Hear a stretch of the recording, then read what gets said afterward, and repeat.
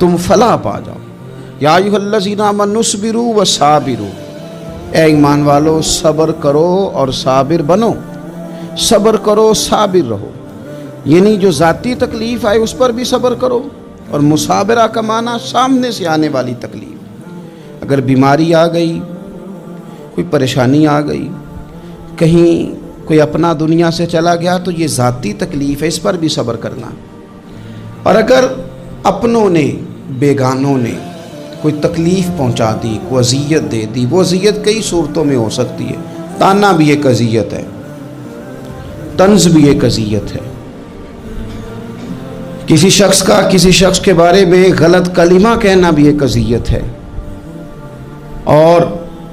مقابلے میں کھڑے ہو جانا، لڑائی کرنا، یہ بھی ایک اذیت ہے۔ اس پر بھی صبر کرو، ورابطوا، اور اس طرح کرو کہ کمر بستہ رہو، جد و جہد کرتے رہو، واتقوا اللہ، اللہ سے ڈرو، لعلکم تفلحون، تاکہ تم کامیاب ہو جاؤ۔ صبر جب آپ کرتے ہیں نا اور صبر کا ارادہ کرتے ہیں تو اللہ تعالیٰ صبر کی توفیق بھی عطا فرماتا ہے۔ ہم نے یہ دیکھا ہے کہ ہمارے پاس نعمتوں کی کمی نہیں، ہمارے فریزر خوراک سے بھرے ہوئے ہیں، ہمارے دسترخوانوں پہ انواع و اقسام کی چیزیں چنی ہوئی ہیں، ہماری الماریوں میں کئی ہمارے لباس تیار شدہ لٹکے ہوئے ہیں، ہماری جیبوں میں ہماری ضرورت کا سرمایہ اللہ نے ہمیں دے دیا ہے، لیکن اس کے باوجود جو لوگ ایک دوسرے سے پیار نہیں کر پا رہے، جو ایک دوسرے کے قریب نہیں جا پا رہے، تو اس کی وجہ یہ ہے کہ صبر نہیں رہا، حوصلہ نہیں رہا، کسی چیز کو برداشت کرنا ہمارے مزاج کا حصہ ہی نہیں رہا۔ اور پھر چونکہ امت مسلمہ نے انقلاب برپا کرنا تھا، دنیا کو پیغام حق دینا تھا، اگر ان کے اندر حوصلہ ہی نہیں ہوگا، اگر انہیں صبر ہی نہیں کرنا آئے گا، استقامت ہی نہیں ہوگی، کہیں رکنا ہی نہیں آئے گا، تو یہ میدانوں کو سر کیسے کریں گے، کامیابیاں کیسے ان کا مقدر بنے گی۔ رمضان المبارک میں بھی ماحول یہ ہو کہ افطاری سے 1 گھنٹہ پہلے نظر پوری ٹک جائے گھڑی پہ، اور تھوڑا سا بھی صبر مشکل ہو۔ اور رمضان المبارک میں سحری کے وقت میں اگر دہی والی دکان پہ بھی جھگڑا ہی ہو رہا ہو، اور شام کو سامان خریدنے میں بھی اگر بحث ہی ہو رہی ہو، تکرار ہو، جھگڑا ہو، تو پھر سیکھا کیا؟ پھر وہ جو ہمیں تربیت دی جا رہی تھی کہ ہم نے صبر کرنا ہے، تو پھر ہم نے اس میں حاصل کیا کیا؟ حدیث پاک سنیں گے، آپ کی طبیعت بڑی ٹھنڈی ہوگی۔ میرے نبی پاک صلی اللہ تعالیٰ علیہ وسلم نے ارشاد فرماتے ہیں کہ جو بندہ سوال سے بچنا چاہے گا، ارادہ کرے گا اللہ میں نے کسی سے نہیں مانگنا، فرمایا جو سوال سے بچنا چاہے گا رب اسے سوال سے بچا لے گا، اور جو لوگوں سے بے نیاز ہونا چاہے گا، کہے گا یا اللہ مجھے دنیا داروں کا محتاج نہ بنا،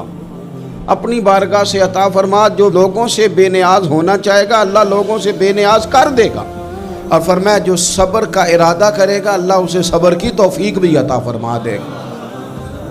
ارادہ تو کرے، پروگرام تو بنائے، توفیق تو اللہ دے گا۔ جو صبر کا ارادہ کرے گا اللہ صبر کی توفیق بھی عطا کر دے گا۔ اور حضور صلی اللہ تعالیٰ علیہ وسلم فرمانے لگے، یاد رکھو کسی بندے کو جو بہترین تحفہ دیا گیا ہے نا، اگر کسی کو کوئی بہترین عطیہ ملا ہے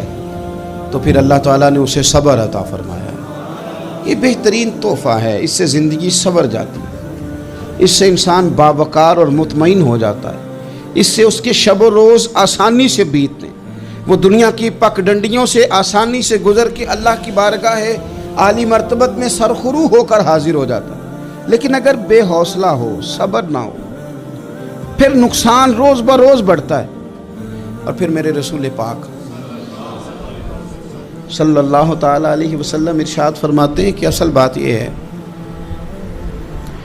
کہ اللہ تعالیٰ نہ کسی بندے کا درجہ بلند کرنے کا ارادہ فرماتا ہے، لیکن اس کے اعمال اس طرح کے نہیں ہوتے کہ اس کا درجہ بلند کیا جائے۔ اب رب کیا کرتا ہے، اللہ تعالیٰ اس کو مال کی، جان کی، اولاد کی کسی مشکل میں ڈال دیتا ہے، اس مصیبت پر وہ بندہ صبر کرتا ہے تو اللہ تعالیٰ اس کا درجہ بلند فرما دیتا ہے۔ اعمال اس قابل نہیں تھے کہ درجات بلند ہوں، وہ اعمال کی بنیاد پر نہیں کر سکتا تھا تو اللہ نے کسی مشکل میں ڈال کے نہ اپنے فضل سے درجہ بلند کر دیا۔ اب جو راہ طریقت کا مسافر تھا جو سلوک کی منازل طے کر رہا تھا، جو اللہ رسول کے قریب جانے چاہ رہا تھا، اس کے لیے کتنی آسانی ہو گئی کہ مجاہدہ تو زیادہ نہ کر سکا، کثرت سے نفلی صوم و صلات کا بندوبست تو نہ کر سکا، تھوڑا سا صبر کیا، رب نے اپنا اور اپنے محبوب کا قرب عطا فرما دیا۔